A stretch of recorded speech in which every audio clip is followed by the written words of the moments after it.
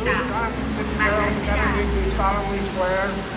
John Fitzgerald Kennedy, do solemnly swear Xe này mình công việc của mình là ghép xe cho nó đúng vị trí và bánh xe không được ghép bánh cái hạn that I áp sát. will faithfully execute the office of President of the United States and will to the best of your ability Hãy lái lại. and will, to the best of my ability, Nữa. preserve, Khi nào protect, người làm and chính đưa nhà defend xe the từ tháng. Constitution of the United States. preserve, protect, and defend Đúng the rồi, đánh hết lái Constitution này. of the United Nhìn States. gương chiếu hậu nhá. Help to God. So Khi nào help cái me đuôi xe God. nó vào đúng cái góc 90 nó chia góc 90 ra thành 2 là 150 độ hình tháng. Nhìn gương thấy chưa? Thấy cái vạch vàng, hai vạch vàng tạo thành góc 90 độ chưa? Thấy chưa? Chưa lên nữa đi, nữa thoải mái đi, nữa chưa được. Góc trên đúng rồi, có cái này góc 90. Nữa rồi, tháng, nhớ chưa? Hiểu không? Lên tí nữa đi, như thế là đẹp rồi. Tí nữa rồi thắng. Đó. Rồi đánh hết lái. Vice President Johnson, Công việc của mình bây giờ là re cho cái xe nó song song với vạch đen nhá. Mr. Chief Justice, Nhìn gương bên kia President trước. Eisenhower, Vice President Nixon, President Truman, Đúng rồi. President clergy, fellow citizens. Song song thì thắng. Trả 3 We vòng. observe today Rồi re đi, khi nào not a tiếng thuốc thì victory thắng of lại. party, but a celebration of freedom, symbolizing an end as well as a Rồi. beginning, Cái số 1. signifying renewal as well as change. For I have Nhớ sworn cái góc cho before em. you Rồi. and Đừng có Almighty đánh lái sớm. God Khi nào người mình ngang góc the vuông thì same mình mới đánh. solemn oath Rồi. our Đúng rồi, forebears đánh sướng thì bánh xe nó prescribed sẽ chạm vào góc nó trừ điểm. nearly a century and 3/4 Rồi, ago. chạm lái. The Rồi, world đây. is very different now. Bài thi tiếp theo, bài thi qua ngã tư For có tín man hiệu điều holds khiển in giao his thông. mortal hand the power to abolish all forms of human poverty, Đây là ngã tư rẽ trái, vì đây phải có một cái sinh nhan trái, nên là sinh nhan thứ hai trong mình cần nhớ nhá. and yet the same revolutionary beliefs for which our forebears fought are still at issue around the globe. The belief that the rights of man come not from the generosity of the state, but from the hand of God.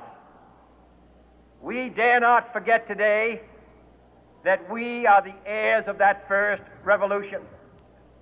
Let the word go forth from this time and place to friend and foe alike that the torch has been passed to a new generation of Americans born in this century, tempered by war, disciplined by a hard and bitter peace, proud of our ancient heritage, and unwilling to witness or permit the slow undoing of those human rights to which this nation has always been committed and to which we are committed today at home and around the world.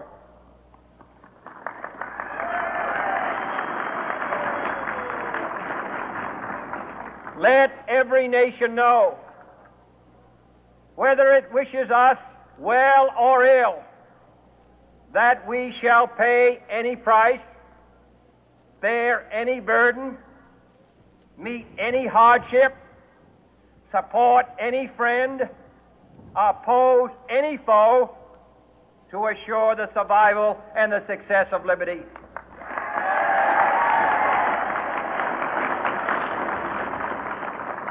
This much we pledge and more. To those old allies whose cultural and spiritual origins we share, we pledge the loyalty of faithful friends. United, there is little we cannot do in a host of cooperative ventures. Divided, there is little we can do, for we dare not meet a powerful challenge at odds and split asunder. To those new states whom we welcome to the ranks of the free, we pledge our word that one form of colonial control shall not have passed away, merely to be replaced by a far more iron tyranny. We shall not always expect to find them supporting our view, but we shall always hope to find them strongly supporting their own freedom, and to remember that in the past, those who foolishly sought power by riding the back of the tiger ended up inside.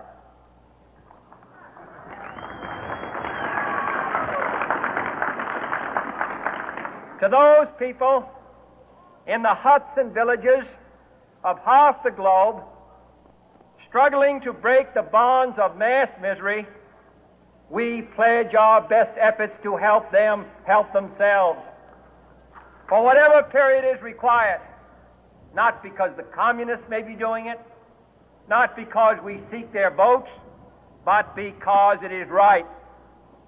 If a free society cannot help the many who are poor, it cannot save the few who are rich.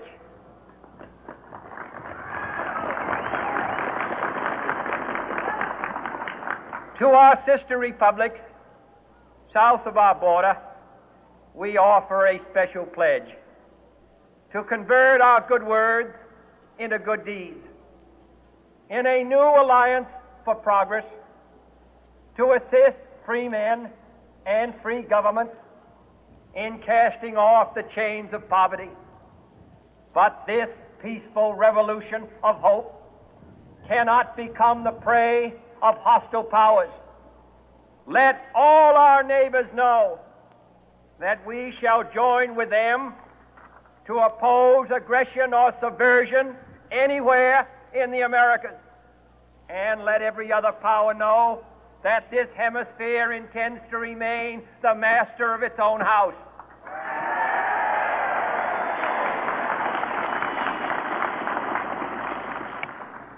To that World Assembly of Sovereign States, the United Nations, our last best hope, in an age where the instruments of war have far outpaced the instruments of peace, we renew our pledge of support to prevent it from becoming merely a forum for invective, to strengthen its shield of the new and the weak, and to enlarge the area in which its writ may run. Finally, to those nations who would make themselves our adversary, we offer not a pledge, but a request that both sides begin anew the quest for peace. Before the dark powers of destruction, unleashed by science, engulf all humanity in planned or accidental self-destruction, we dare not tempt them with weakness, for only when our arms are sufficient beyond doubt can we be certain beyond doubt that they will never be employed. But neither can two great and powerful groups of nations take comfort from our present course, both sides overburdened by the cost of modern weapons, both rightly alarmed by the steady spread of the deadly atom, yet both racing to alter that uncertain balance of terror that stays the hand of mankind's final war. So let us begin anew, remembering on both sides that civility is not a sign of weakness, and sincerity is always subject to proof. Let us never negotiate out of fear, but let us never fear to negotiate.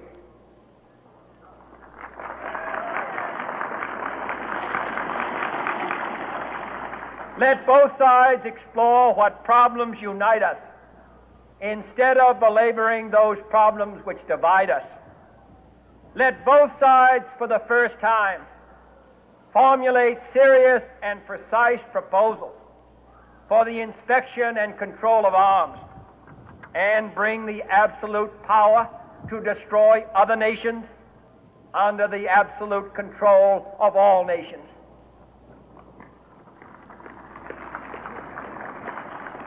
Let both sides seek to invoke the wonders of science instead of its terrors. Together let us explore the stars, conquer the deserts, eradicate disease, tap the ocean depth, and encourage the arts and commerce. Let both sides unite to heed in all corners of the earth the command of Isaiah to undo the heavy burden and let the oppressed go free.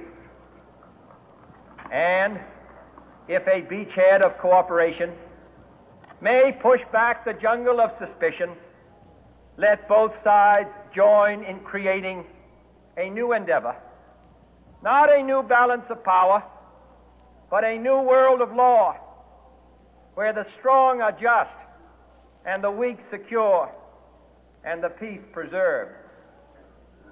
All this will not be finished in the first 100 days, nor will it be finished in the first 1,000 days, nor in the life of this administration, nor even perhaps in our lifetime on this planet. But let us begin.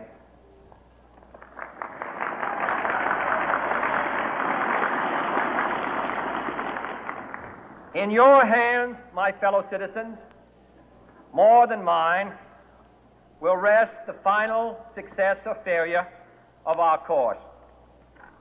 Since this country was founded, each generation of Americans has been summoned to give testimony to its national loyalty. The graves of young Americans who answered the call to service surround the globe. Now the trumpet summons us again, not as a call to bear arms, though arms we need, not as a call to battle, though in battle we are, but a call to bear the burden of a long twilight struggle, year in and year out, rejoicing in hope, patient in tribulation, a struggle against the common enemies of man, tyranny, poverty, disease, and war itself. Can we forge against these enemies a grand and global alliance, north and south, east and west, that can assure a more fruitful life for all mankind? Will you join in that historic effort?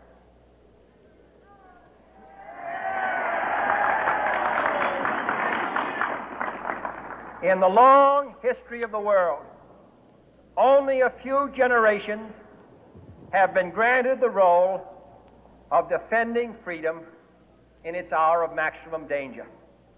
I do not shrink from this responsibility. I welcome it.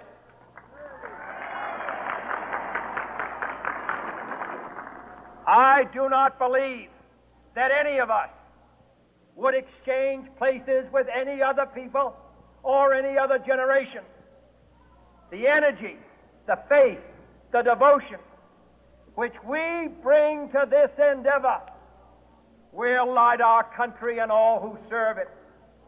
And the glow from that fire can truly light the world. And so, my fellow Americans, ask not what your country can do for you, ask what you can do for your country.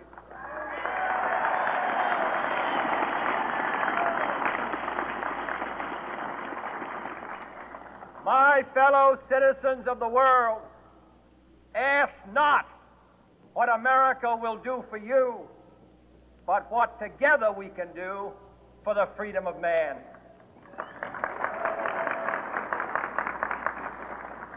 Finally, whether you are citizens of America or citizens of the world, ask of us here the same high standards of strength and sacrifice which we ask of you. With a good conscience, our only sure reward, with history the final judge of our deeds, let us go forth to lead the land we love, asking His blessing and His help, but knowing that here on earth God's work must truly be our own.